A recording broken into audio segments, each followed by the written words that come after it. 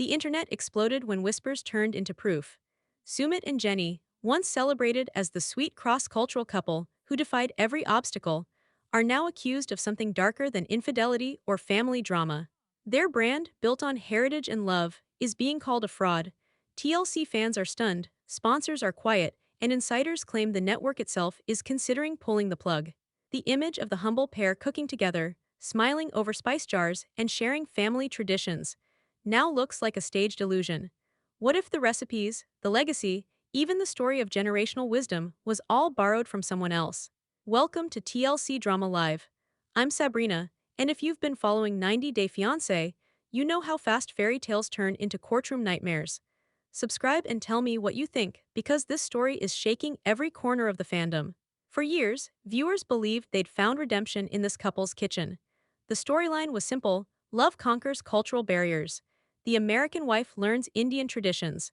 The son finally gains family acceptance. It sold peace after years of chaos. But behind the filters and festival reels, there's a growing accusation that the Spice of Singh brand wasn't born from love at all. It might be built on stolen history. Allegedly, an elderly widow has stepped forward claiming her late husband's recipes, his life's work, were taken, rebranded, and monetized under Sumit's family name. She says the secret techniques, the ratios, the stories about royal biryani aren't family heirlooms but copies of her husband's private notes. The shock isn't only that the theft happened, it's that it was hidden in plain sight, turned into profit, and celebrated on television as culture and authenticity. Fans are furious, not only because of the alleged crime, but because they feel tricked emotionally. People believed this love story. They invested in the transformation narrative, the mother-in-law bonding with her American daughter-in-law, the journey of acceptance through food. Now, the same scenes look rehearsed. The smiles seem forced. Every bowl of curry feels like evidence. If these allegations hold weight, TLC faces a PR nightmare. Reality TV thrives on conflict, but fraud crosses a legal line. The question now is simple yet explosive. How deep does this lie go, and who inside the Singh family knew the truth? Stay with me, because what comes next might end their story forever. It started as a love story. Two people from different worlds fighting for acceptance, proving that love could survive judgment, age, and culture. Fans rooted for them because they weren't perfect. They were messy, emotional, and real. But as soon as the tears dried and the wedding vows were done, the storyline shifted. Suddenly, the same couple who once argued about in-laws and visas became entrepreneurs of Indian authenticity. The rebrand was genius on paper. From 90 Day Fiancé's emotional drama to the launch of Spice of Singh, they sold a new version of themselves. Instead of defending their love, they were now teaching it, through recipes, online classes, and merch. Jenny became the face of curiosity, the foreigner learning sacred traditions. Sumit played the patient teacher, guiding her into his mother's world. And Sadhna, the matriarch once portrayed as the villain, was repackaged as a culinary queen whose family recipes had been passed down for generations. Their YouTube tutorials, TikTok snippets, and Instagram reels painted a fairy tale. Polished kitchens, laughing close-ups, perfectly plated curries. Each video ended with the same message: this was love made edible.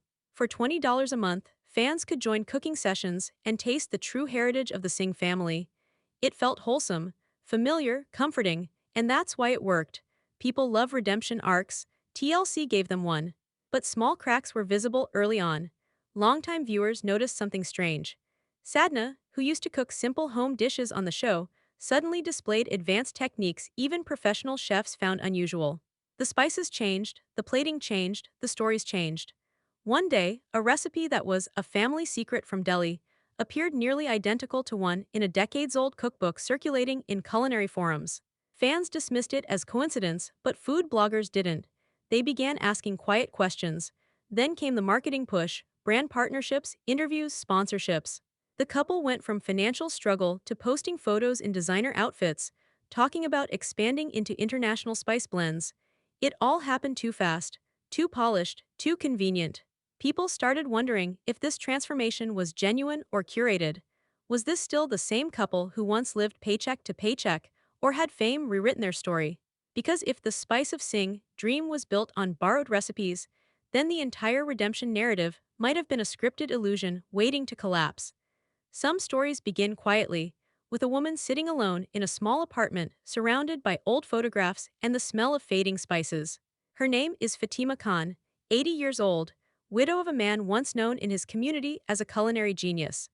While Sumit and Jenny filmed cheerful cooking tutorials in a polished kitchen, she lived 10 miles away in a crumbling building, holding on to a single treasure, her husband's handwritten recipe journals. Tariq Khan wasn't famous, but among chefs in Delhi, he was respected. His notebooks were full of experiments, flavor ratios, and poetic notes about food and weather. He never sold his work, never sought attention. His recipes were meant to stay in the family, a private legacy for his children. When he passed away, Fatima guarded those pages like her last connection to him. Every ink mark, every smudge was a memory. Until one day they were gone. Years later, while her granddaughter scrolled through YouTube to cheer her up, a video popped up. Sadhna Singh preparing something called royal biryani. Fatima froze. The technique, the layering, even the order of spices matched her husband's notes word for word. The golden veil method, saffron milk, and caramelized onions added at a precise moment, wasn't folklore. It was Tariq's invention. Fatima's hands shook. She wasn't watching a coincidence. She was watching her husband's legacy being sold as someone else's heritage. What hit hardest wasn't the money, though the Singh family's brand was thriving. It was the betrayal, the idea that someone had taken her husband's soul work and turned it into influencer content. The widow who once fed her neighbors now watched her recipes behind a paywall. Meanwhile, Sumit and Jenny posted photos of luxury renovations and fancy tour, celebrating their family success. The imbalance was impossible to ignore. Was this theft or tragic overlap? Could Sadhna have somehow recreated the same recipe by chance? Maybe, but the details were too specific, the ratios too exact. And when food historians compared screenshots of the Singh videos with the original journal photos shared by Fatima's family, the similarities were undeniable. The internet started whispering. The Singh empire wasn't built on tradition. It might have been built on someone else's grief. And the woman everyone thought was a matriarch of culture might soon be exposed as the architect of a stolen legacy. The mystery begins 12 years before the fame, when Sadhna Singh and Fatima Khan were still neighbors in Delhi. They weren't close friends, but they shared tea and gossip after prayers. When Tariq Khan died, Sadhna was one of the first to visit. She brought food, offered condolences, and spoke softly about honoring his memory. In that moment of grief, she asked if she could borrow the main recipe journal to cook a tribute meal for her family. Fatima trusted her. She handed over the worn leather book, thinking it would come back in a few days. It never did. Weeks turned into months. Fatima kept asking, and Sadhna kept deflecting. First it was with excuses about a cousin, then about misplacing it, then silence. The friendship faded, replaced by unease. Without the journal, Fatima lost more than recipes. She lost her connection to her husband's life work. Eventually, she stopped asking. What else could a widow do against a family that had money and social influence? Years later, when Sumit and Jenny launched Spice of Singh, something strange happened. The first few online classes were simple dishes Sadhna had cooked before, but within months, the recipes shifted. Suddenly, her biryani had the same layering as Tariq's notes. Her spice mixes matched his formulas to the gram. Even the phrases she used, golden veil, royal base, rain saffron trick, were Tariq's words, written decades earlier in his diary. Food experts noticed. They compared timestamps, interviews, and social media posts. The timeline was impossible to ignore. The family secret videos started appearing just months after Sadhna borrowed that book. When you line up the journal's last known date with the brand's early uploads, the overlap is almost perfect. The recipes came alive right when the source vanished. Still, the Singh family insisted their work was original. But whispers inside their own home told another story. A relative allegedly saw Sadhna copying old handwritten pages into a new notebook late at night. That claim would have stayed rumor until a shocking twist emerged. Fatima's granddaughter revealed that Tariq's daughter had taken high-quality photos of every page years before. The handwriting, the measurements, even the doodles in the margins, all preserved in digital form. If those photos match the Singh family's recipes, then proof of authorship exists, and the empire built on love could crumble under the weight of evidence. Inside the Singh household, silence was currency. Everyone knew what to say on camera and what to hide off it. Sadhna ran the home like a company. Sumit handled the business. Jenny smiled for the brand. And in the background, Amit's wife moved quietly, almost invisible. She served tea during live streams, cleaned after shoots, and stayed out of the family drama. No one noticed her eyes following every move, memorizing every lie. She had been there 12 years ago, in the room when Fatima Khan came knocking, pleading for her husband's journal. She remembered Sadna's calm face as she told the widow it was lost, while the real book sat hidden under the mattress. That moment haunted her. Over time, she learned to bury the memory, convincing herself it wasn't her problem. But every time Sadna boasted about her heritage, the guilt grew heavier. The turning point came when she saw the money pouring in. New kitchen, upgraded cameras, designer clothes, all built on a story she knew was false. Watching Jenny beam into the camera, praising her mother-in-law's ancestral recipes, broke her. She wasn't angry at Jenny, only ashamed that a foreign woman was unknowingly helping sell a lie. It wasn't a business anymore. It was exploitation dressed as empowerment. For years, she kept her silence out of fear. Sadna's temper was legendary, and family loyalty in their world was sacred. But secrets rot everything they touch. When Fatima's granddaughter appeared online with screenshots of Tariq's old journals, it cracked something open. The match was too perfect. The handwriting, the phrasing, the ratios, everything lined up. Amit's wife realized the truth would come out with or without her. The only choice left was whether she wanted to be complicit or clean her conscience. Late one night, she contacted the Khan family through a mutual friend. Her message was brief but seismic. She confirmed the journal was never lost and offered to testify. She knew where Sadna kept her copied version, knew how the recipes were rewritten, and had watched it all unfold. That message set off a chain reaction. Lawyers were hired, documents collected, evidence cross-checked. The Singh empire had a crack, and it came from inside. The woman everyone ignored was now the whistleblower who could bring the entire dynasty down, and her voice would soon echo in a courtroom strong enough to shake the TLC brand itself. When the story broke, it spread faster than any 90-day Fiancé drama before it. Screenshots of Tariq Khan's journal pages and clips from the Singh family's videos flooded Reddit, Twitter, and every fan forum. At first, most people thought it was clickbait. But when food bloggers and legal YouTubers started comparing ingredient lists side by side, the reaction flipped from gossip to outrage. The hashtags calling for accountability trended overnight. TLC reportedly went silent. No statements, no tweets, no damage control. Insiders leaked that executives were holding emergency meetings, debating whether to suspend filming until the truth came out. Publicly, Sumit and Jenny acted calm, posting motivational quotes and vacation photos. But behind the scenes, they were allegedly fielding calls from sponsors backing out of deals.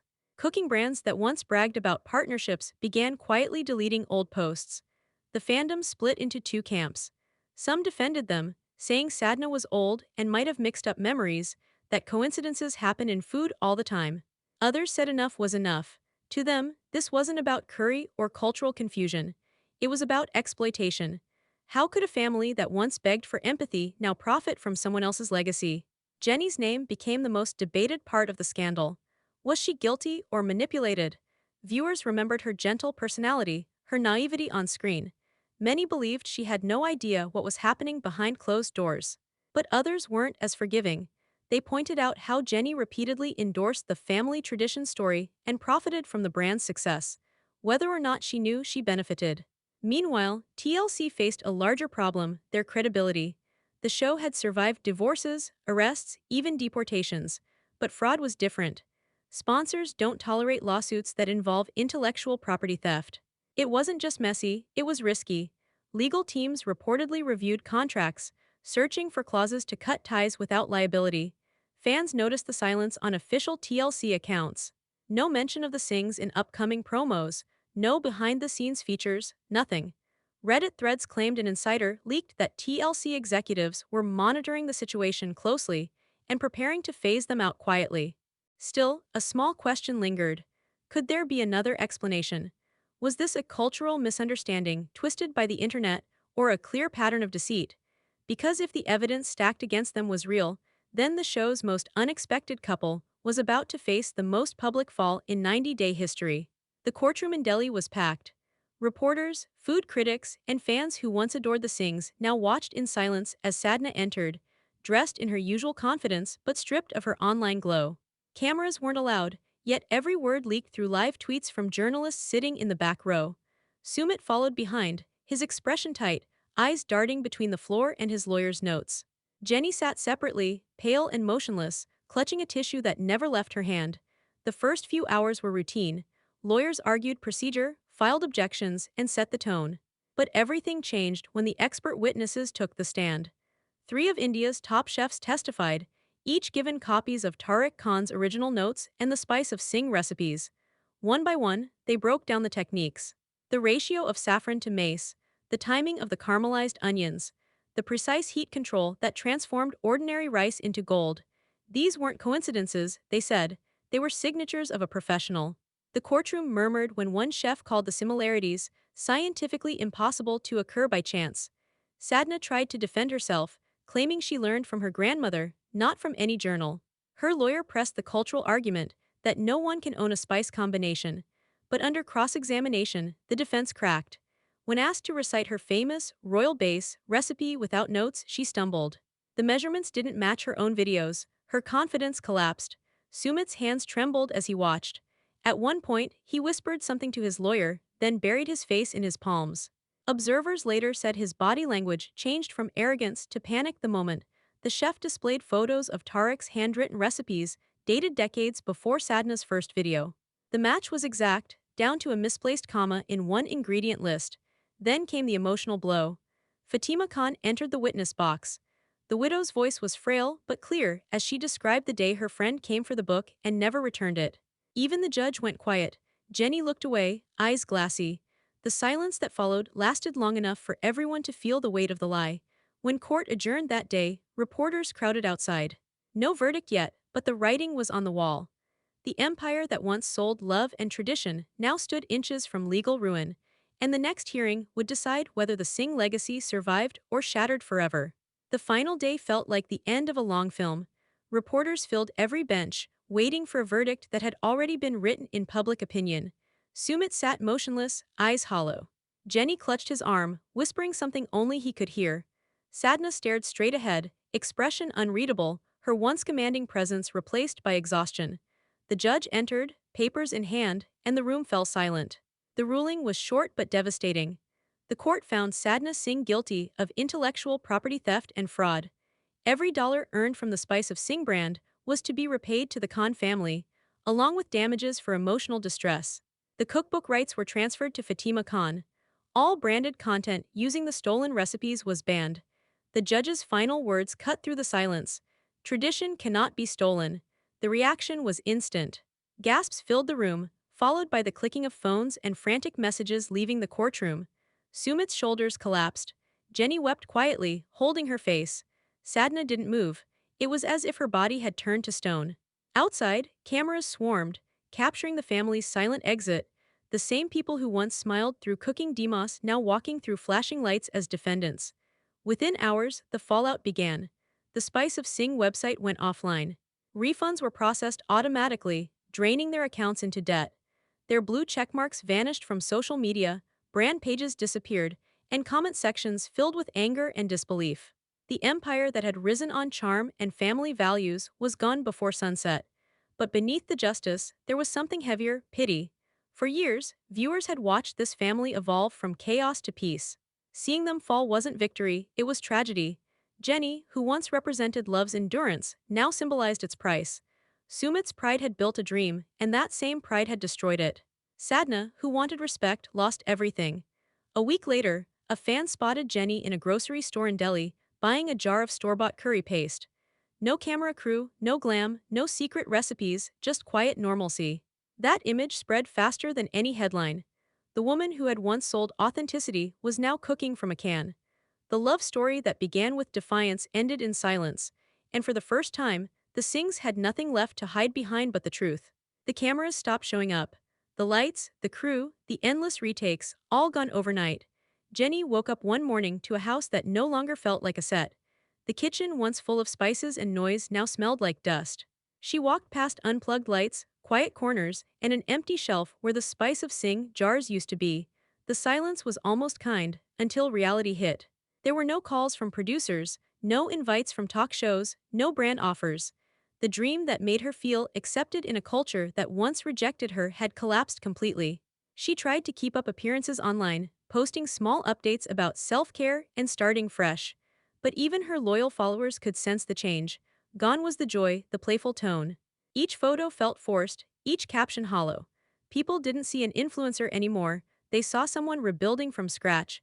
She had chased belonging and ended up carrying the weight of someone else's lies. Sumit tried to keep busy with odd jobs, but the money was gone. The lavish lifestyle, the renovations, the brand partnerships all dried up. Neighbors whispered, reporters moved on, and friends stopped calling. What was once a family empire became a quiet house filled with resentment and regret. Sadhna stayed locked in her room, rarely speaking. The woman who once commanded kitchens now refused to cook at all. Across town, Fatima Khan's life changed in the opposite way. The widow who once lived in a tiny apartment finally moved into a modest home surrounded by her grandchildren. The cookbook, The Golden Veil. The legacy of Tariq Khan became a success, not for its scandal, but for its honesty. She never gloated, never mocked the Singhs. She simply said in one interview, "Justice is peace." I wanted his name back, not revenge. Her words hit harder than any headline. It reminded people that truth doesn't always roar, it often whispers through persistence. As Jenny scrolled through photos of the new cookbook on social media, she didn't cry. She just stared, maybe wondering if redemption exists after deception. Can a person rebuild trust once the foundation was made of lies? Because when fame fades and filters fall away, what's left isn't reputation, it's character. And that's the one ingredient Jenny will have to find on her own. Every rise on reality TV seems to follow the same script. A small dream turns into a brand, a story becomes a business, and somewhere in between, truth gets traded for applause. Sumit and Jenny weren't the first to fall into that loop, and they won't be the last. The cameras reward transformation, not honesty. Fans want progress arcs, redemption stories, big reveals. It's easy to forget that these aren't characters, they're people chasing validation, often at the cost of who they were before fame found them. The Singh story hurts because it began with love. It was never about greed in the beginning, it was about belonging. Jenny wanted to be accepted, to feel part of something larger than herself. Sumit wanted to prove to his family that he could turn their disapproval into pride. But somewhere along the way, love turned into leverage. The kitchen became a stage, every spice jar became a prop. And when the applause started to fade, the illusion had to grow bigger to survive. Reality TV has a cruel pattern, it builds its stars, then feeds on their downfall. TLC didn't destroy the Singhs. The system did, the one that rewards emotional spectacle more than emotional truth. The moment authenticity turns profitable, it stops being real. That's why every few seasons, another perfect couple cracks under pressure. It's not about who's good or bad, it's about who can keep pretending the longest. The irony is that the same audience who cheered for the Singh's comeback also watched their collapse like a finale. Viewers aren't villains either. They're part of the cycle. We crave stories that make us feel something, even if those stories come from someone else's heartbreak. Now the Singh family lives in silence. Jenny stays off camera. Sumit keeps his head down. Sadhna disappears from public view. The widow they wronged finally finds peace. The circle closes, but the pattern continues. Another couple is already being pushed to fill that space, their new project promising authentic love and family values. You can almost predict how it ends. Fame will offer them the same bargain: truth for applause, peace for spotlight. And once again, someone will say it's about culture, connection, tradition. But you and I will know better. Because the next 90-day couple is already standing on the same trapdoor, smiling for the camera, and I'll show you exactly who they are in the next video.